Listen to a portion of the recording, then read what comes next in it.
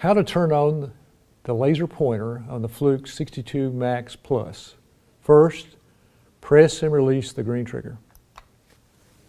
Then take the select button and press it multiple times until you see LAS on. At this point, you use the set button to turn it off or on.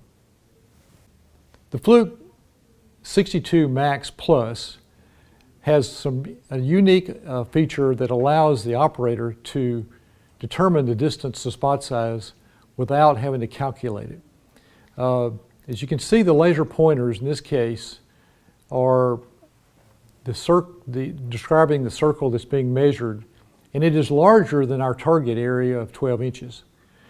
As I move closer, you'll notice that the lasers get closer together, and now I'm close enough to the target that they're completely contained within the target area.